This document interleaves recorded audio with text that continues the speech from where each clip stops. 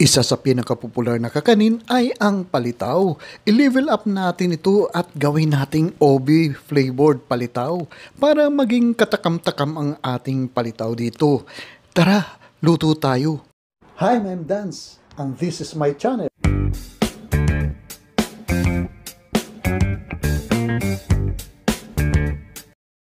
Dito ay gagamit lang po tayo ng 1 3/4 cup na glutinous rice flour at saka magdadagdag po tayo ng 1/4 cup na rice flour.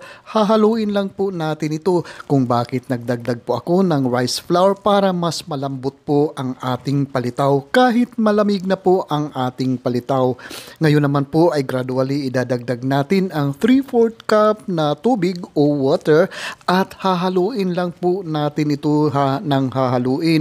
At uli natin itadagdag ang ating water dito at halo ng halo hanggang sa maubos po ang ating tubig.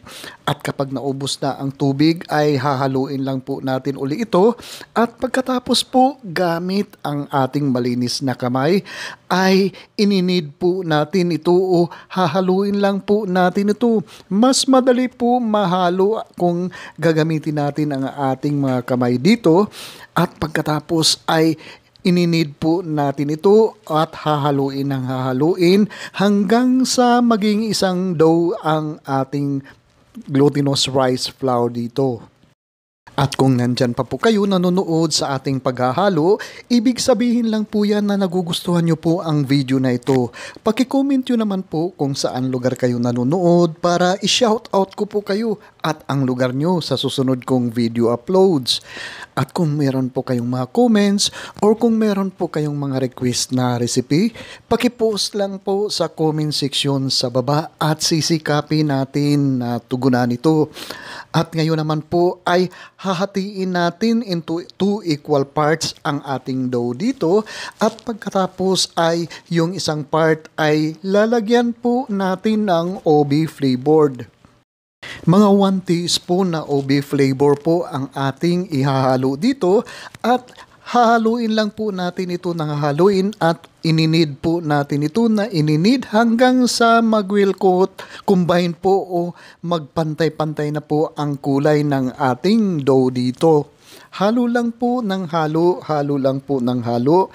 Kailangan wala na pong traces ng puti ang ating dough dito. Kailangan kulay OB na po ang ating dough dito.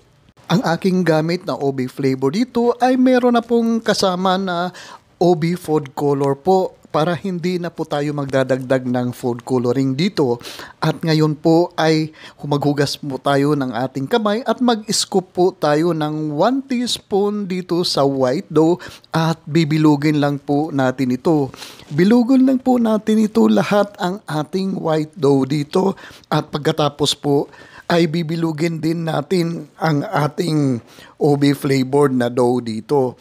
Bilugin lang po natin lahat ang ating OB flavored na dough at pagkatapos ganito po ang ating gagawin.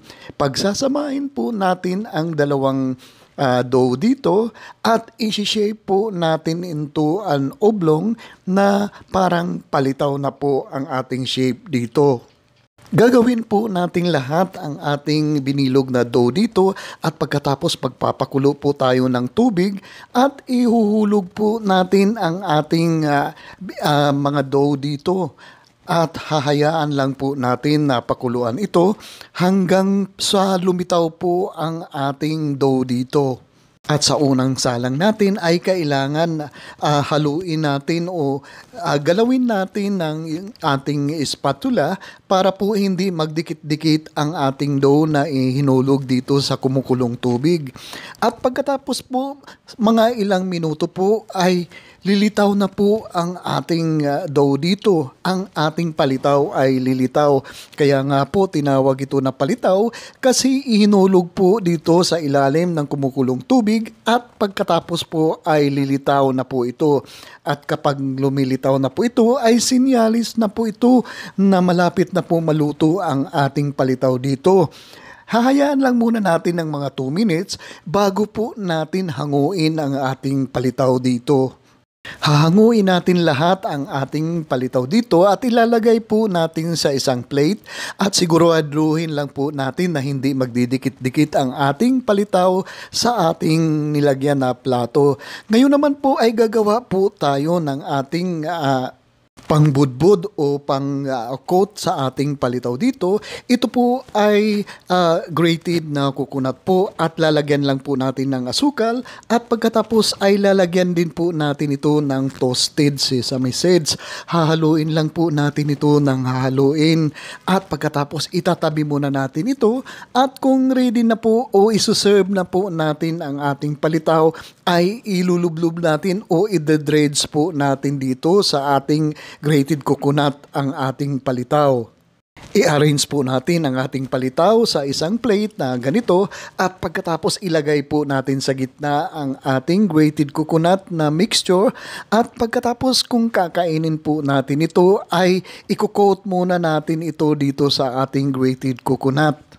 O ayan, titikman na natin ang ating palitaw dito. I-dredge muna natin dito sa ating grated coconut at pagkatapos ay ready na natin kainin ang ating palitaw. Napakasarap po ang ating palitaw dito, napakalambot dahil nilagdagan po natin ng rice flour ito. Napakalambot pa rin ito kahit medyo malamig na ang ating palitaw.